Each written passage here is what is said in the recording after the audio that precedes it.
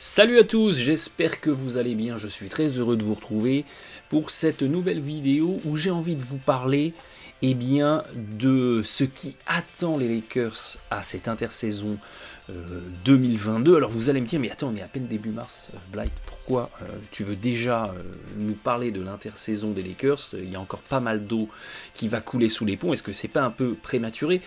Eh bien, c'est un petit travail de projection, d'anticipation que j'ai envie de vous proposer parce qu'on commence à voir beaucoup de choses qui s'écrivent et qui se disent sur ce que pourraient faire les Lakers à cette intersaison. Et afin d'y voir un petit peu plus clair et d'aller peut-être au-delà des préjugés, j'avais envie qu'on remette un petit peu les choses au clair et qu'on explore un petit peu les réelles possibilités dont dispose cette équipe des Lakers à cette intersaison 2022, parce que évidemment l'horloge tourne et sans faire de spéculation, sans faire un travail de lecture dans une boule de cristal, vous savez que j'ai horreur de ça, mais si simplement la logique des rapports de force était respectée, eh bien en l'état actuel des choses, c'est terrible à dire, mais les Lakers ne feraient pas les playoffs. Ils sont actuellement classés 9e dans la conférence Ouest et partons du principe que la logique est respectée.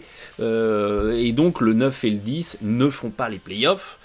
Eh bien ça serait absolument terrible pour cette franchise de Los Angeles. Et plus le temps passe, plus ce scénario catastrophe devient envisageable parce qu'il leur reste 20 matchs à jouer. Sur ces 20 matchs, il y en a 13 à l'extérieur, donc ils ont déjà un calendrier qui est pas facile. Et sur ces 20 matchs, il y en a 15 face à des équipes calibre playoff, donc il y en a 15 face à des équipes qui sont soit sur les places 1 à 6 dans leur conférence, soit qui sont pour l'instant dans le play-in.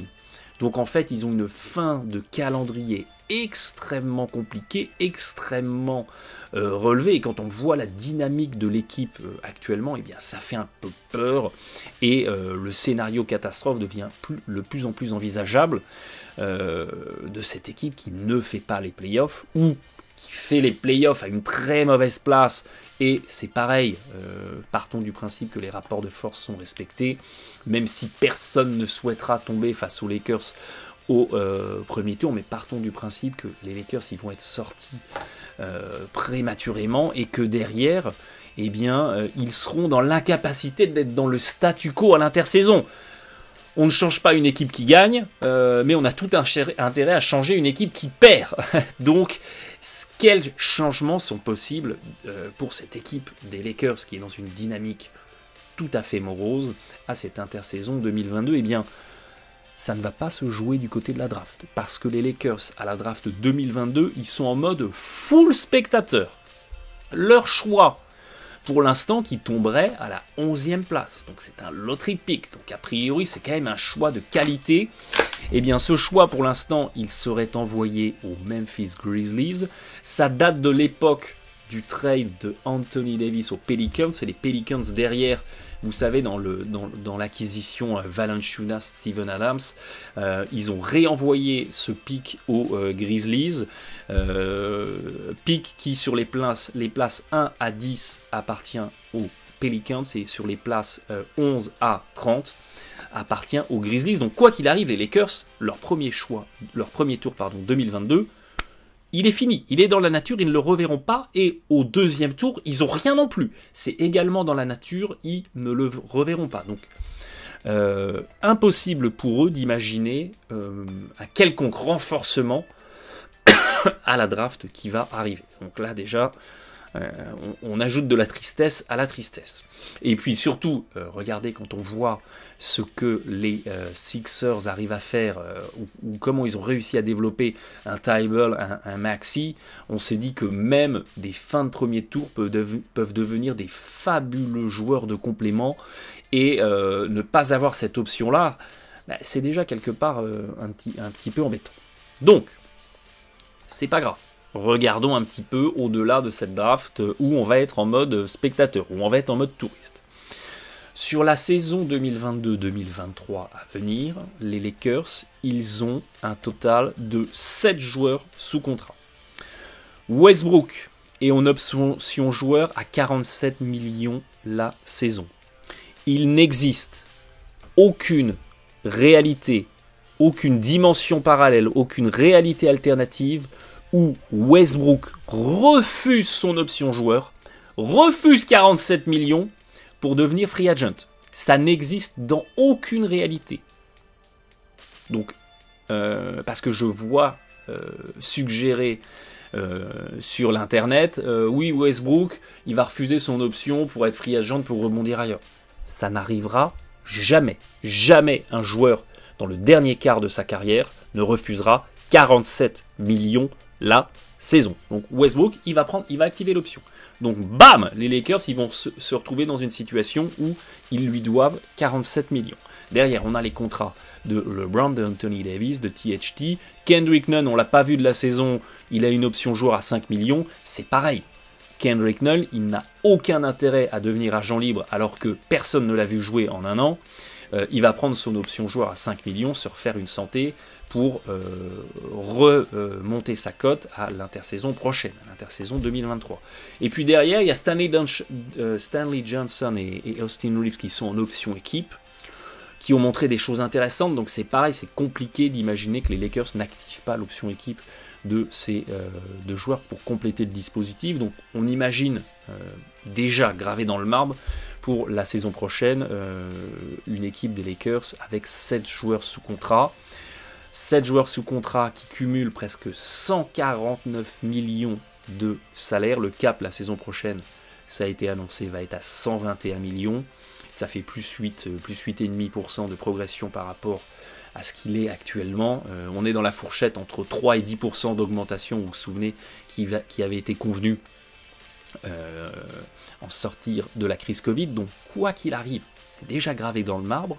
Les Lakers, ils sont à plus 28 millions au-dessus du salary cap. Donc ils n'ont déjà aucune flexibilité salariale. Donc pas de tour de draft, pas de flexibilité salariale. Ça fait rêver. Ça fait absolument rêver. Alors le seul scénario qui pourrait exister, qui ferait que Russell Westbrook renonce à son option joueur, c'est s'il avait la garantie derrière de re-signer un contrat longue durée au contrat max. Exemple, il renonce à 47 millions parce que derrière on lui propose un contrat sur 5 ans à, je dis n'importe quoi, 35 millions la saison. Donc il refuse 47 parce qu'on lui en promet 200 derrière. Mais à l'heure actuelle, il y a très peu d'équipes qui ont du cap disponible pour proposer un tel contrat à un Russell Westbrook qui deviendrait free agent, qui irait tester le marché, et aucune de ces équipes qui a du cap, les équipes qui ont du cap c'est quoi? C'est le Magic, les Rockets, les Spurs, les Blazers maintenant. Aucune équipe qui a du cap n'ira mettre tapis sur Westbrook, et les Lakers en resignature avec les droits bird de Westbrook, jamais nous lui proposons le contrat max. Donc Westbrook il prend ses 47 millions, c'est indiscutable, c'est incontournable. Voilà, donc derrière la masse salariale des Lakers est déjà pétée. Donc il n'y a aucune flexibilité à ce niveau-là. On ne peut pas espérer avoir un peu de dollars en banque pour aller recruter un bon free agent, ou même quelques free agents moyens qui se présentaient à la free agency. On n'a pas l'argent, c'est pas possible. Donc, on fait une croix là-dessus. Alors, commence aussi à mûrir sur les internets eh bien, l'évocation d'un potentiel échange de LeBron ou d'Anthony Davis, les deux joueurs qui ont un peu de valeur, en fait, quelque part, dans les joueurs encore sous contrat de ce dispositif Lakers. Je me déshydrate avant de me lancer dans une longue tirade. Je n'y crois pas un seul instant. Je n'y crois pas un seul instant, même si l'histoire de la NBA nous a montré que s'il y a bien un compartiment qui était devenu complètement irrationnel, c'était les signatures de free agent, les échanges de joueurs majeurs entre les équipes. Regardez la NBA, le visage de la NBA il y a 5-6 ans, regardez ce qu'elle est maintenant. Vous avez une quantité astronomique de joueurs majeurs. Je ne suis pas en train de vous parler de bons joueurs, de joueurs majeurs, de joueurs All-NBA qui ont changé de club une fois, voire deux fois dans cet intervalle de 5-6 ans. Donc on sait que la NBA est devenue complètement irrationnelle, est devenue complètement folle, et qu'il y a des blockbuster trades qui peuvent popper dans tous les sens. Mais honnêtement, Ça me paraît inenvisageable de la part des Lakers d'aller échanger soit LeBron, soit Anthony Davis maintenant. Il n'y a absolument pas d'urgence pour le faire. Alors oui, ils ont une valeur. Oui, les Lakers pourraient récupérer des contreparties. Mais on a deux des meilleurs joueurs quand ils sont en pleine forme et quand ils sont sur le terrain de la NBA actuelle. Donc quelle meilleure contrepartie vous voulez récupérer? Ça n'a pas de sens. Et on pourra reprocher à un general manager ce qu'il n'a pas fait. Mais ça sera toujours dans le cœur des fans un reproche beaucoup moins fort que quelque chose qu'il a fait. C'est-à-dire qu'on peut reprocher à Pelinka de ne pas avoir été actif à la trade deadline, etc. Du côté des Lakers. Par contre, on ne lui pardonnera jamais d'avoir échangé LeBron ou d'avoir échangé Anthony Davis s'il n'y a pas un titre qui est gagné derrière. Donc je pense que c'est beaucoup trop prématuré pour dissocier ces deux-là, ça n'a aucun sens. C'était déjà quelque part prématuré de faire tapis sur Westbrook. Oui, les Lakers sortaient d'un exercice 2021 contrasté, mais surtout miné par les blessures. Ils auraient très bien pu repartir avec le même dispositif. On gardait KCP, on gardait Kuzma, on gardait Harrell. On laissait partir, Schroeder et on aurait pris un free agent à sa place pour compléter le backcourt et l'équipe aurait été bien plus compétitive que ce qu'elle n'est cette saison. On aurait pu jouer une forme de continuité. Donc les Lakers, qui est le fautif? Pelinka, LeBron parce qu'il a poussé, son agent parce qu'il a poussé, on ne sait pas, mais ils se sont déjà précipités quelque part en sacrifiant un roster qui avait fait ses preuves pour prendre Westbrook. Je ne les imagine pas refaire la même erreur une deuxième fois en se précipitant pour encore sacrifier un peu plus du roster pour partir sur autre chose. Donc ça n'a pour moi aucun sens, donc on l'exclut. Je ne dis pas que ça n'arrivera pas, parce qu'on a déjà vu la NBA partir complètement en vrille sur des trades où des joueurs qui du jour au lendemain nous disent bah, je veux plus être là, allez, c'est bon, je veux me casser, échangez-moi. Mais je ne vais pas l'évoquer dans cette vidéo parce que là on part dans des what if complètement fous et ça n'aurait pour moi à ce jour précis, on est le 5 mars 2022, ça n'aurait aucun sens. Mais parenthèse refermée. Évoquons les hypothèses plausibles. Évoquons les hypothèses plausibles qui sont maintenant envisageables du côté des Lakers. Hypothèse 1, eh bien, les Lakers proposent un buyout à Russell Westbrook. Parce que, on en a parlé dans la vidéo diagnostic des Lakers, eh bien, parmi les joueurs majeurs du dispositif, Russell Westbrook, ben, c'est celui qui, quand il est sur le terrain, a le net rating le plus défavorable. Donc ça veut dire que quand Westbrook est sur le terrain, c'est là que les Lakers, quand on parle des joueurs majeurs, jouent le moins bien. On en a déjà parlé, on ne va pas revenir là-dessus. Je n'en veux même pas. Et si vous êtes fan des Lakers, vous ne pouvez pas en vouloir à Russell Westbrook, parce que le Russell Westbrook qu'on voit en 2022 sur le terrain du côté des Lakers, c'est le Russell Westbrook de l'année dernière aux Wizards, c'est le Russell Westbrook il y a 2 ans aux Rockets, c'est le Russell Westbrook il y a 3 ans, il y a 4 ans, il y a 5 ans à OKC. Westbrook n'a pas retourné sa veste. Westbrook ne s'est pas transformé en une contrefaçon.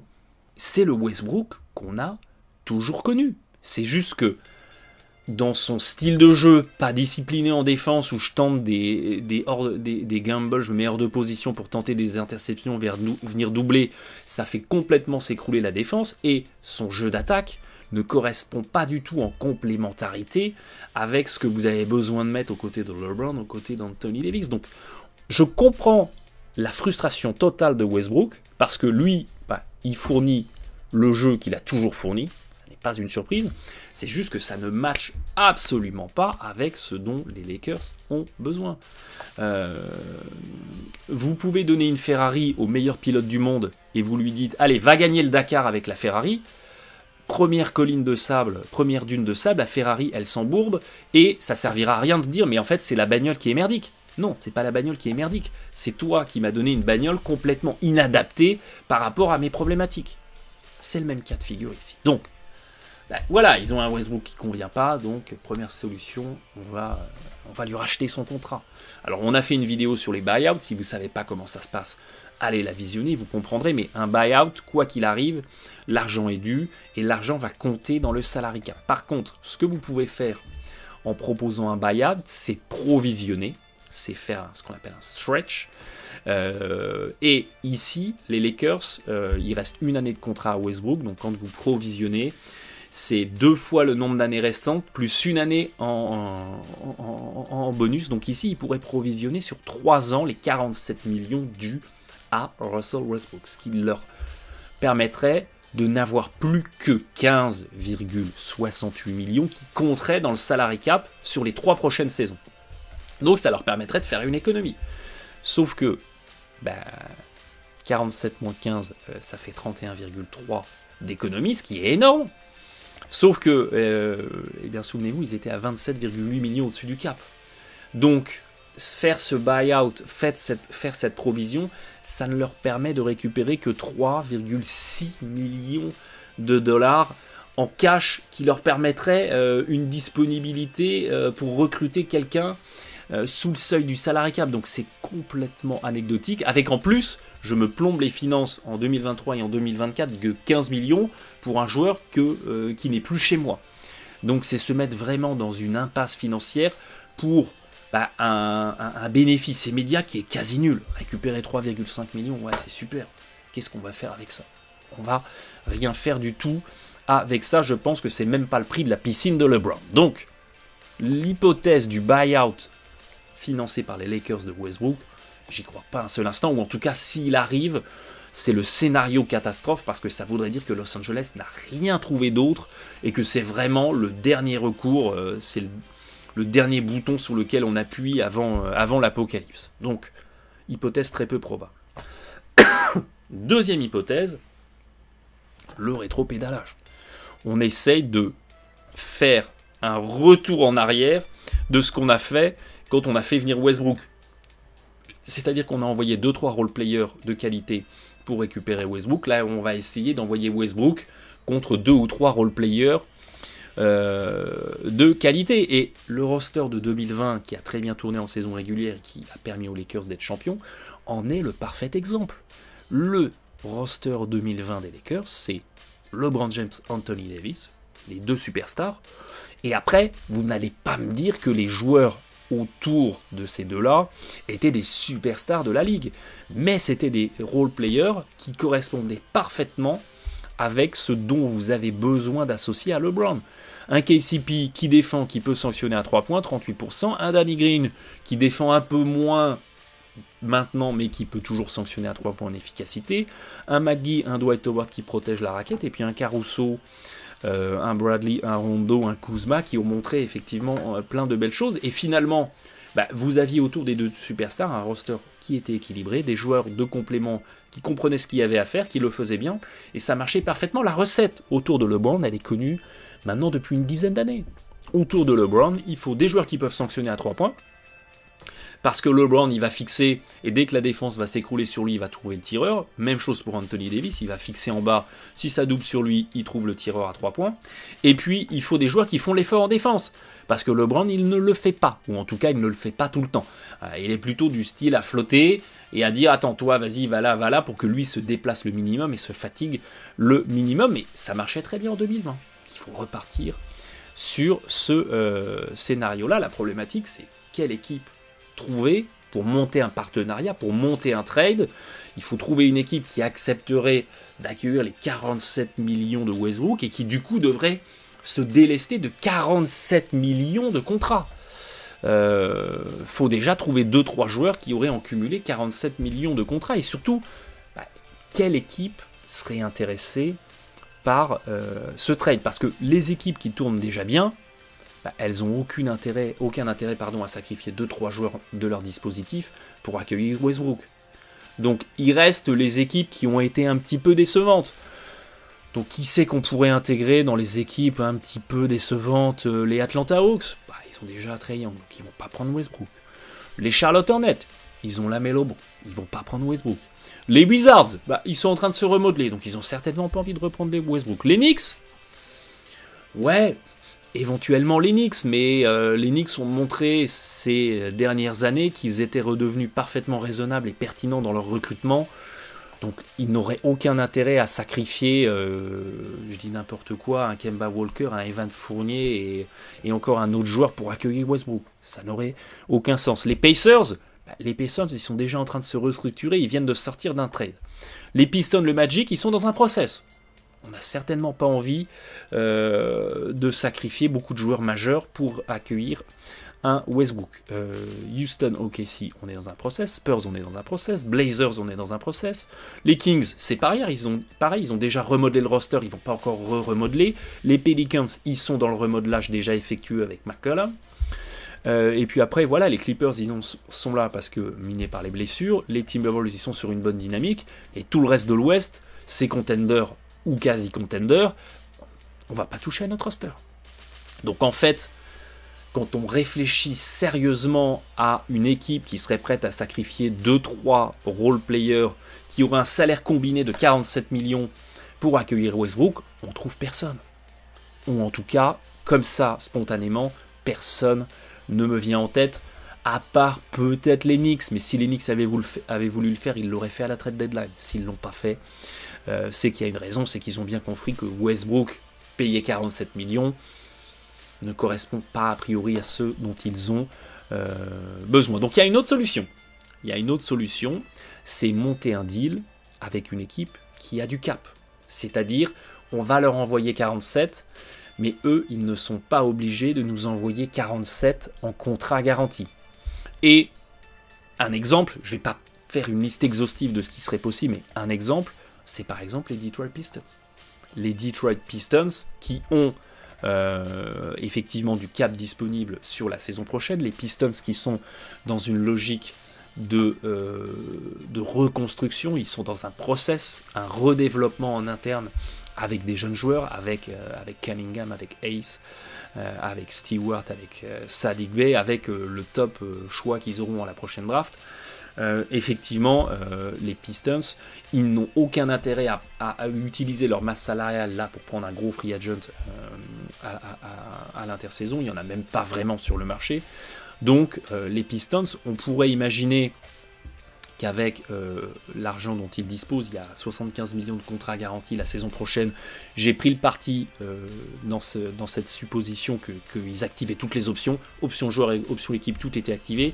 Ils ont 17 millions de dead cap, ils ont pas mal déjà recyclé de contrats un peu toxiques, mais ils ont 29,5 millions de marge dispo, sous réserve qu'ils renoncent au cap hold de Marvin Bagley. C'est-à-dire que Bagley, dont le cap hold est très très élevé, il renonce à Bagley. Il dit non, on ne te re-signera pas. Ou alors on le re-signe, mais pour un montant, pour un salaire très faible. Quand on le re-signe, on le re-signe non, même s'il le re-signe à la qualifying offer, qui va être autour des 10 millions, même un peu plus, c'est pas bon. Donc ce scénario part du principe qu'il renonce à Marvin Bagley. Mais pourquoi pas? On pourrait donc imaginer que les Lakers envoient Westbrook et un tour de draft 2027. Pourquoi un tour de draft 2027? Parce qu'ils n'ont aucun autre tour de draft avant 2027 qui est échangeable. Tous les tours de draft échangeables ont déjà été échangés, et avec la règle Stepien, vous savez, en NBA, vous ne pouvez pas échanger un premier tour de draft 2 années consécutives. Donc vous êtes obligé de faire une année j'échange, une année je garde, une année j'échange, une année je garde. Tout ce que la NBA tolère, c'est des swaps. C'est-à-dire, je garde un premier tour de draft, mais il est potentiellement échangeable avec une autre équipe contre un autre premier tour de draft. C'est ce qu'ils ont mis en place, notamment avec les Pelicans. Donc là, tout ce que peuvent proposer les Lakers, parce qu'il faut bien graisser la patte de l'équipe qui accueille Westbrook, et on graisse la patte avec des tours de draft. Donc on a ce package-là, contre, pourquoi pas, Jeremy Grant. 47 millions versus 20 millions, il y a un décalage de 27 millions, mais il y a 29 millions de marge dispo, ça passe. Ou on peut imaginer les Pistons qui mettent Jeremy Grant et Olynyk, et là on va encore un petit peu moins piocher dans le cap disponible, et ça passe. Et vous allez me dire, mais attends, les Pistons ils n'ont pas envie de voir Westbrook dans leur équipe sur le terrain, je suis d'accord. Là, l'immédiateté de ce scénario, c'est que dans la foulée, les Pistons proposent un buy-out à Westbrook, comme OKC a proposé, souvenez-vous à l'époque, un buy-out à Kemba Walker. OKC, qui est dans la même restructuration que les Pistons, ont fait un process avec des jeunes, ils voient arriver Kemba Walker, ils n'ont aucun projet sportif pour lui. L'idée, c'est on récupère un tour de draft, derrière on fait un buyout de Westbrook, Westbrook devient free agent, et à partir de ce statut de free agent, il peut aller signer où il veut. Et un Westbrook qui peut aller signer où il veut au salaire minimum, parce qu'il va quoi qu'il arrive toucher ses 47 millions, donc le salaire minimum, ça sera sans aucun problème sur lui, et un Westbrook au salaire minimum peut éventuellement intéresser les Knicks, peut éventuellement intéresser 2-3 équipes un peu calibrées, ou un peu en restructuration pour pourquoi pas tenter le coup. Et si ça marche pas, on n'a pas risqué grand chose, on a risqué un salaire minimum. Donc l'intérêt pour les Detroit Pistons, c'est récupérer un premier tour de draft. Certes c'est en 2027, certes c'est dans longtemps, mais en fonction des protections qu'il y a sur ce choix ou non, ça peut être quelque chose de très intéressant. Et puis on sort Jerami Grant, on sort pourquoi pas Olynyk, qui certes sont des joueurs qui sont intéressants, qui ont fait des prestations intéressantes pour les Pistons, mais on les sort pour dégager du temps de jeu pour les jeunes du process, pour les jeunes qui sont en train de monter en puissance, pour le top pick qu'on va avoir en 2022, parce que c'est bien beau d'accumuler des jeunes, d'accumuler des talents pour faire un process, encore faut-il leur donner du temps de jeu en match. Et pour leur donner du temps de jeu, il y a un moment, il faut sacrifier des joueurs confirmés. C'est un investissement qui n'est pas payant à court terme, parce qu'à court terme, vous vous dégradez en faisant ça, parce qu'un joueur maintenant qui arrive à 19 ans en NBA, son rendement n'est certainement pas celui d'un vétéran un petit peu plus confirmé, mais c'est un travail d'avenir, et on est complètement dans un process. Donc l'intérêt pour les Pistons, ça serait ça. Ça serait, on sort des joueurs pour libérer du temps de jeu, on récupère un tour de draft, ça peut toujours être une bonne pioche. Demandez aux Celtics qui se sont complètement reconstruits grâce au tour de draft des Brooklyn Nets il y a quelques temps de ça. Et voilà, l'intérêt pour les Pistons, il est là. Derrière, on peut financer le buyout sans que ça nous impacte. Sportivement, ça ne casse pas notre dynamique, parce que de toute façon, nous, on est dans un projet à long terme avec des jeunes. Et voilà, allons-y là-dessus. Et puis, intérêt pour les Lakers, on a un mini assainissement des finances, parce qu'on envoie 47, on en récupère 20 ou on en récupère 30. Et puis surtout, on récupère 1 ou 2 role-players qui correspondent davantage à ceux dont on a besoin autour de LeBron et de Anthony Davis qu'un Westbrook. Alors je suis d'accord, ça fait pas rêver. Et je pense que ça ne fera rêver aucun fan des Lakers. Mais là, ce qu'il faut bien comprendre, c'est qu'il n'existe pas de solution miracle. Il existe des solutions de sortie de crise, mais ce ne sont pas forcément des solutions miracles. Mais voilà, ça permet à Los Angeles de tourner la page Westbrook qui n'a pas marché, et ça leur permet d'avoir des joueurs qui peuvent se fondre un petit peu plus facilement dans le moule de ce que sportivement il est intéressant d'associer à LeBron. Et alors il y a une autre hypothèse, c'est le toxic versus toxics. On a un contrat toxique quasi intransférable avec 47 millions dus à Westbrook. On va le transférer contre un autre contrat quasi toxique, aussi très toxique et quasi intransférable, c'est celui de John Wall.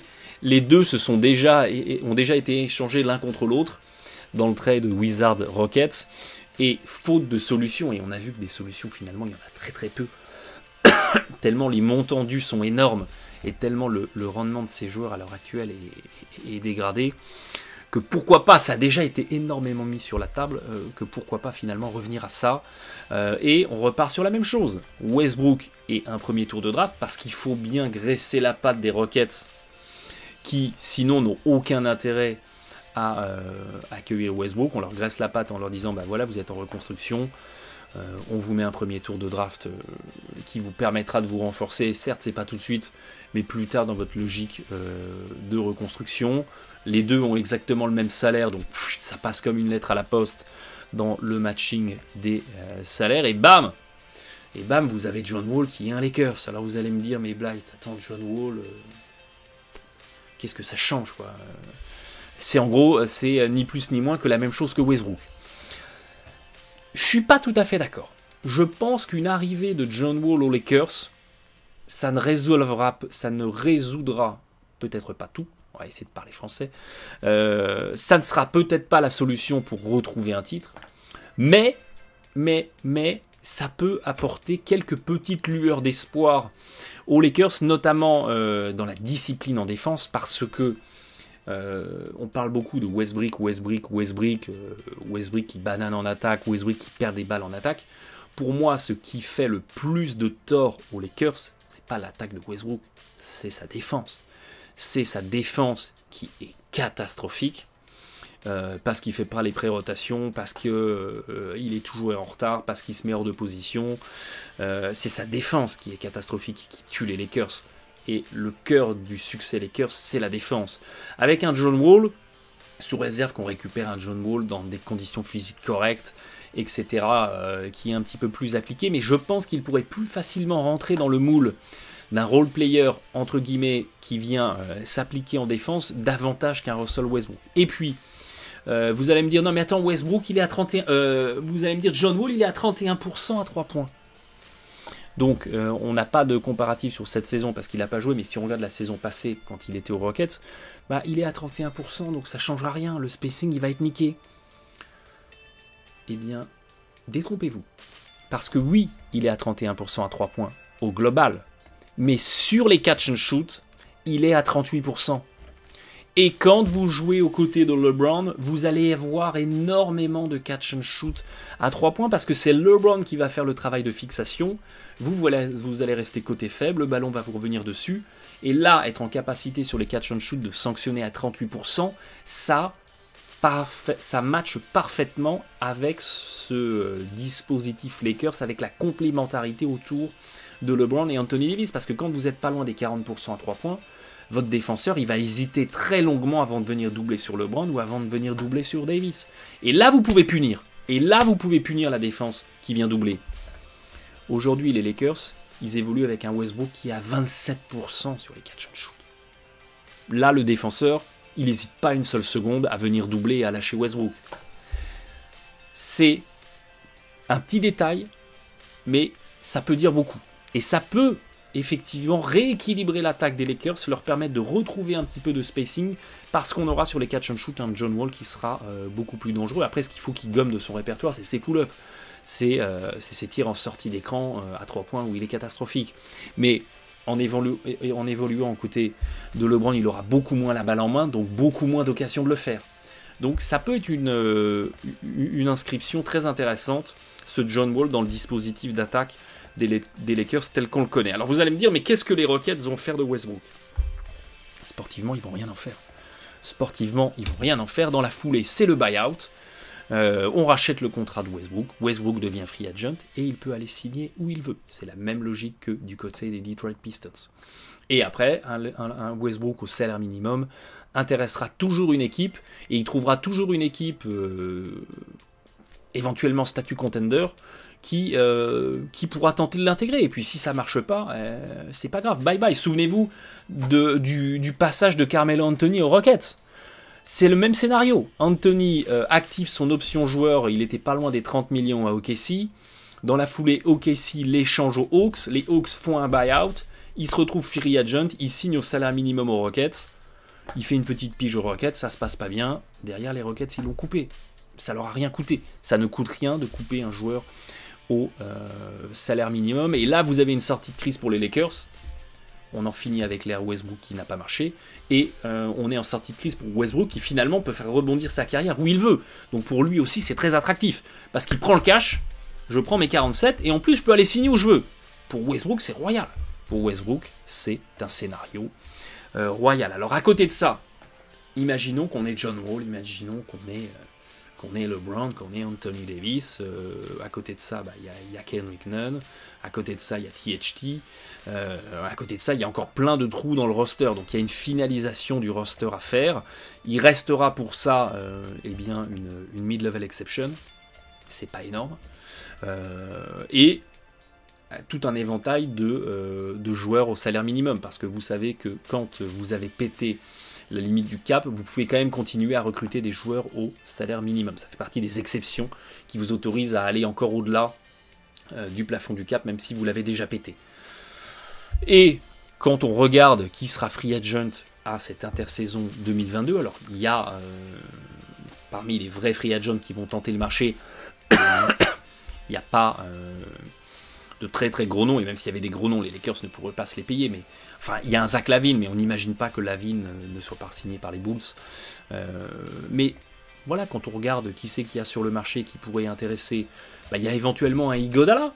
Un Iguodala, si jamais les Warriors, qui eux, c'est pareil, ont un salary cap pété de chez pété, et qui, même si Iguodala accepte de re-signer là-bas pour quelques millions, ces millions, à cause des mécanismes de taxes de luxe, vont représenter une somme absolument colossale.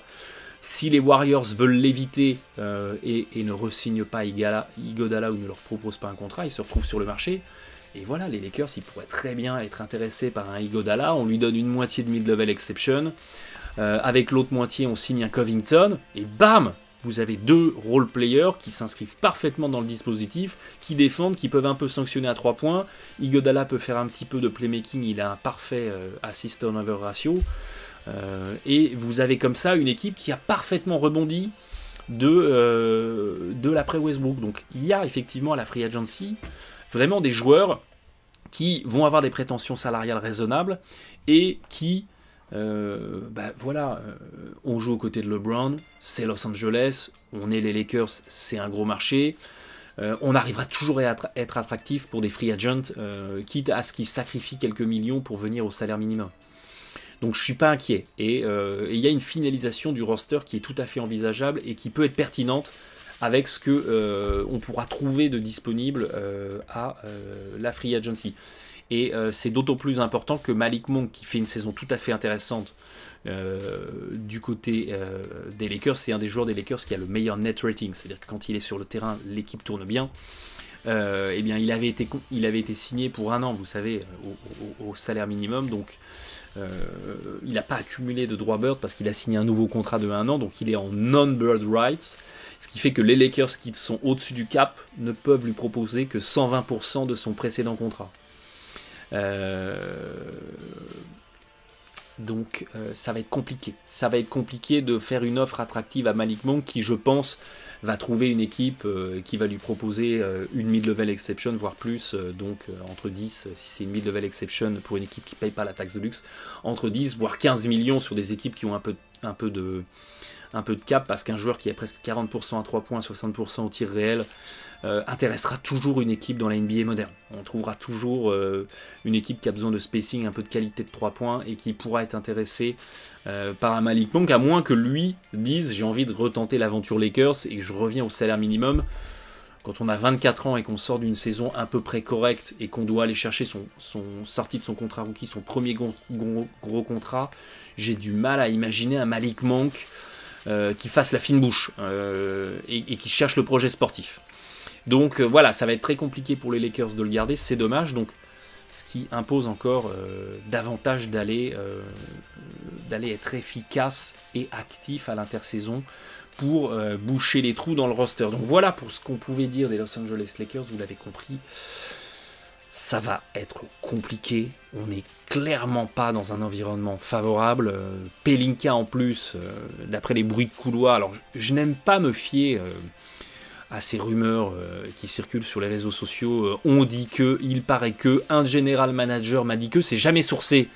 Donc on ne sait pas d'où ça vient. Donc dès lors qu'on ne sait pas d'où ça vient, on peut très bien imaginer que c'est inventé juste pour vendre du papier ou juste pour faire du buzz. Mais de ce qu'on peut comprendre, c'est que Pelinka, dans son poste de general manager, n'est pas spécialement apprécié des autres general managers.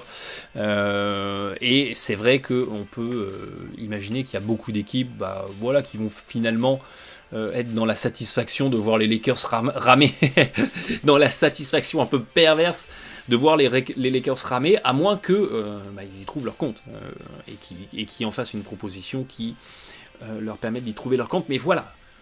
Il est clair que les Lakers ils sont dans une situation compliquée.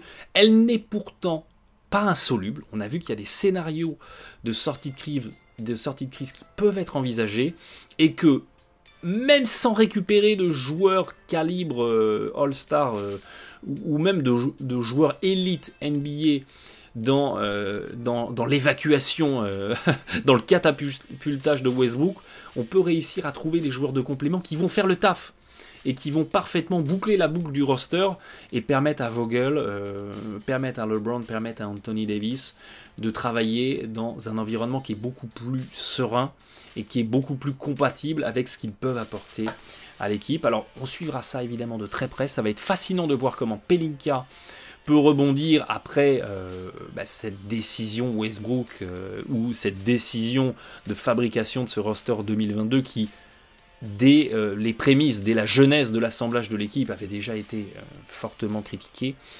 Ça va être un cas d'école. Des Lakers qui retrouveraient effectivement des standards la saison prochaine un petit peu plus élevés et qui arriveraient à faire un magnifique rétablissement comme ça, ça deviendrait un magnifique cas d'école. Donc évidemment que c'est passionnant, évidemment que ça sera à suivre de très près. D'ici là, bon match à tous.